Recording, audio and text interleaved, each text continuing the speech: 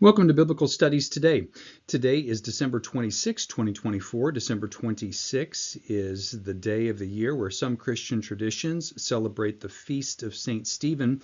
And I want to think with you about Stephen's speech in Acts 7. Gives us an opportunity to think about Deuteronomy 18:15, not only here in Acts 7, but also earlier in Acts 3:22. We notice here this table that Alan Thompson has produced in his chapter on Acts in the Dictionary of the New Testament Use of the Old Testament. And here we notice Stephen's use of Deuteronomy 18:15 in Acts 7:37, and Peter uses that same text in Acts 3:23.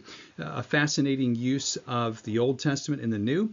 And I want to notice with you especially Stephen's use of this to speak about Moses and the authority with which Moses speaks and his person and him as a prophet, as a testifier to one who would come.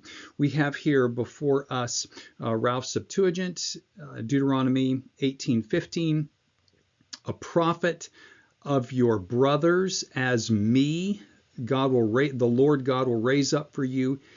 You should hear him. Peter again cites this in Acts 3, and I want to give attention here to Stephen's use of this same passage in Acts 7:37. Earlier in this section of text, at the end of Acts 6, Stephen is accused of preaching Jesus and that Jesus would destroy the temple and change the customs of Moses. And that is the central charge against Stephen. And along the way, he takes up Deuteronomy 18:15 here to speak about Moses, speaking about Jesus. And he is emphatic about Moses. Earlier in the text in verse 36, Hutas exegegen, this is the one who led them out doing signs and wonders. Hutas here, Hutas here. Stephen is emphatic in referencing Moses.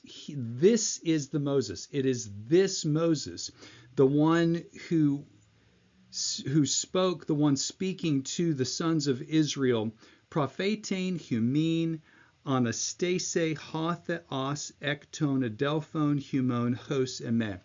This is the Moses that spoke about Jesus, and Stephen is on trial for saying that Jesus would destroy the temple, that he would change the customs of Moses. And Stephen argues, no, Moses spoke about Jesus, and that he is the one who should be heeded. Stephen ultimately died for his testimony about Jesus and relying on Moses as the one who spoke about Jesus.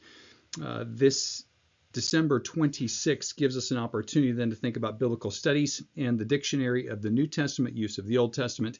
Alan J. Thompson's article on Acts, so good. Would recommend it to you.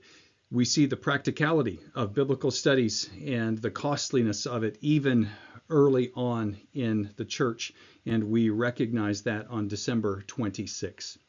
For more daily instructional videos, go to biblicalstudiestoday.com. And for information on biblical studies degrees and classes, go to mbts.edu. We'll see you again next time at Biblical Studies Today.